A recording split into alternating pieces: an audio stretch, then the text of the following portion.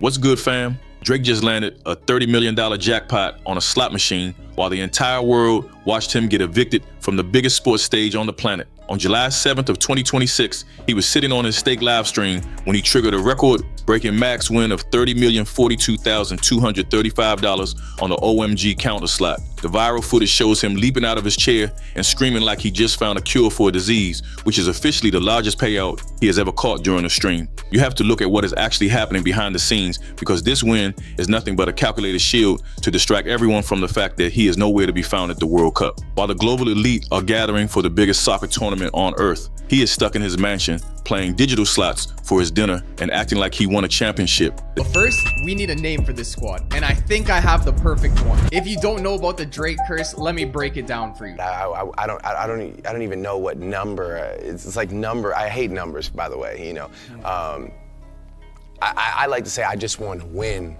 The timing of this entire live stream was specifically set to overlap with the massive buzz from the Spain and Portugal quarterfinal match. He knows his cultural stock is sliding faster than a bad investment, so he had to manufacture a viral moment to stay in the conversation while the real stars are out on the pitch. Critics are already saying we are watching his final transition from a global artist into a professional gambler, just so he can maintain that expensive lifestyle he loves to brag about in his verses. If you are hitting $30 million jackpots just to get people to stop talking about your lack of a halftime show invitation, the situation is officially getting desperate. I'm just addicted to it. Why? I think that I've sacrificed so much for it already. The energy in that video is wild because he is celebrating a machine win like he just dropped a classic album, and that tells you exactly where his head is at these days. He is chasing a dopamine hit from a computer screen since he can no longer get that same feeling from the streets or the charts. Seeing a man who once claimed the throne waiting for symbols to line up on a screen just to feel like a winner is some nasty work. The streets are watching, and they can see through these massive gambling payouts that always happen at the most convenient times. This was a classic bait and switch maneuver designed to flood the timeline with gambling news so people would forget his ambassador status is basically a ghost right now. Since we are talking about things that are officially finished, we have to look at how the Drake curse just dismantled Cristiano Ronaldo's entire legacy. But first, we need a name for this squad, and I think I have the perfect one. If you don't know about the Drake curse, let me break it down for you. However, the Azuris' humiliation could have been the result of the infamous Drake curse, which has scuppered the prospects of many teams and players. This whole disaster kicked off on July 3rd in Toronto when Drake somehow snuck into the locker room to link with Ronaldo after Portugal beat Croatia. Ronaldo was feeling the vibe and posted a picture of them together, but social media went into a total panic with fans begging him to delete that post immediately. Everyone knows that athletes usually catch a major fade the second they associate with the boy, and this situation was no different for the greatest of all time. Only 72 hours after that handshake, Spain sent Portugal packing on July 6th with a 1-0 heartbreaker down in Arlington, Texas. Cristiano Ronaldo and co will likely ban any selfies or potential opportunities with the Canadian to avoid missing out on what will likely be his final World Cup. That loss did more than just bounce Portugal from the tournament, because it pretty much ended the World Cup journey for the 41-year-old legend. Ronaldo walked off the pitch crying because he knew he would never touch that trophy, and the timing of his exit feels like a scripted tragedy from the gods of bad luck. Fans are already blaming Drake for bringing that toxic energy into the locker room and killing the momentum of the entire squad during their biggest game. It is wild that Ronaldo would invite that kind of energy into his space right before the most important match of his final run. Losing a bet is one thing, but being the reason a global icon has to retire in shame on a random Monday night is straight up nasty work. Days after posting a selfie with the rapper, Anthony Joshua, Conor McGregor, and Serena Williams all experienced significant defeats.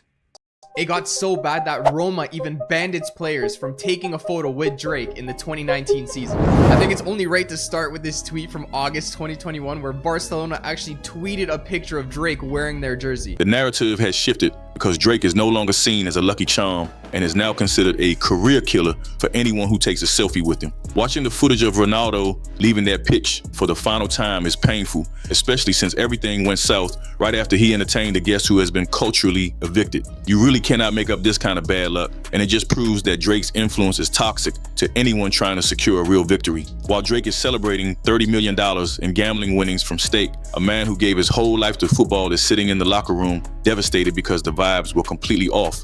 It got so bad that Roma even banned its players from taking a photo with Drake in the 2019 season. I think it's only right to start with this tweet from August 2021 where Barcelona actually tweeted a picture of Drake wearing their jersey. This world is cold, and the boy is making it even colder for these legends who should know better than to take a picture with the enemy of progress. This loss is going to haunt Ronaldo fans for a very long time, and they have every right to blame Toronto's finest for the bad juju that ended an era. The reality is that Drake has gone from being the guy everyone wanted to be around to the person everyone should avoid to protect their legacy. He is trying to buy back his relevance with $30 million jackpots, but those numbers do not matter when you are out here costing your friends their careers. It's, you're capable of making it, and now I want to, for sure, obviously keep touring, keep making music, but now I see that there's other ways,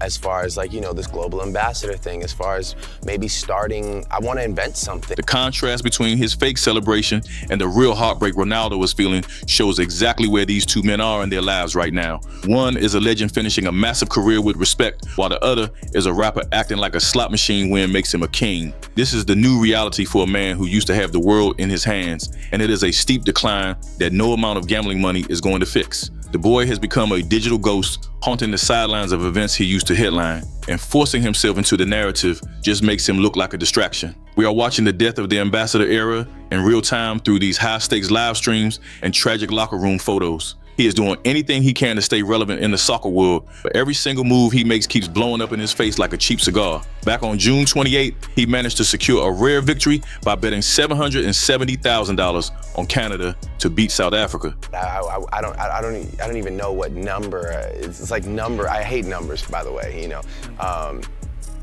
I like to say I just want to win. That play netted him over $1 million in profit, proving that he still has the bankroll to gamble with the heavyweights. He even admitted that the whole bet was just a way to shut up DJ Black Coffee after the man started chirping in his direct messages. Dropping 7 figures of your own cash just to win an internet argument with a DJ is some nasty work, even for someone as petty as he is. He tried to get clever with the narrative on July 4th by placing a satirical $1 bet on Morocco. He claimed he was using a reverse curse to help Canada win, but that whole strategy turned into a total disaster. Morocco crushed Canada 3-0, showing that his influence cannot even buy a goal for his city when the stakes are high. The $1 bet was a transparent attempt to reclaim the narrative after the entire internet spent weeks mocking his gambling habits and his bad energy. Everyone can see that the joke is actually on him at this point, no matter how hard he tries to be the cool guy. It is honestly embarrassing to see a man with his bank account playing around with pocket change while his country is getting humiliated on a global stage. His hometown does not even want his support if it brings the kind of baggage and bad luck he has been carrying lately. While he tries to outsmart the internet with this weird shit, the World Cup authorities are busy erasing his name from the history books. However, the Azuris' humiliation could have been the result of the infamous Drake curse, which has scuppered the prospects of many teams and players. Before we move on and see how the World Cup just handed Drake's dream spot to Madonna and BTS, tell me if his hometown is right for acting like his energy is toxic after all these gambling losses. Tell me in the comments, no cap. While you at it, like and subscribe, and let's continue. The real disrespect hit the fan when FIFA finally announced that Madonna, Shakira, and BTS are the ones taking the stage for the World Cup final on July 19, 2026. This looks like a total betrayal because Gianni Infantino spent months hinting that Drake would get a stage to rival what Kendrick did at the Super Bowl. Instead of running the show in his own territory, the boy is stuck on the bench, watching a pop icon and a K-pop group snatch the spotlight right out of his hands. Chris Martin from Coldplay is putting the show together,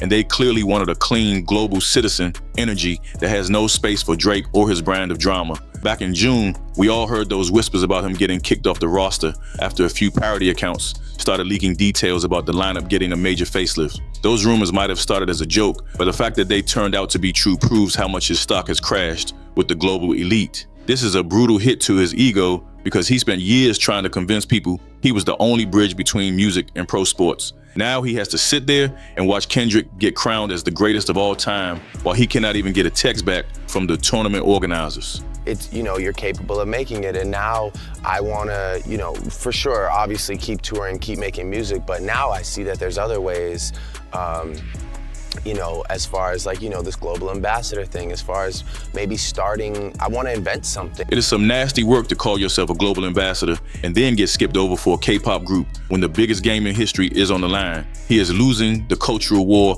on every single front right now. All the slot machine jackpots in the world won't change the reality that the culture is done with his antics. The boy is turning into a legacy act right now, and he is using these gambling clips to hide the fact that he is just not the main character anymore. Stuck in that mansion, he is watching Madonna take his place while he tries to convince us that winning $30 million on a screen is a real victory. The streets know the difference between real motion and a distraction. This whole World Cup situation has been a nightmare for a man who is clearly terrified of becoming irrelevant. Big names like Ronaldo and his own city are backing away while the real stars are busy making history without him anywhere near the frame. This whole thing is a perfect example of how to lose your grip on the culture while you still think you are the one pulling the strings. The World Cup was supposed to be his massive comeback moment, but it ended up being a funeral for his reputation as a global powerhouse. Days after posting a selfie with the rapper, Anthony Joshua, Conor McGregor, and Serena Williams all experienced significant defeats.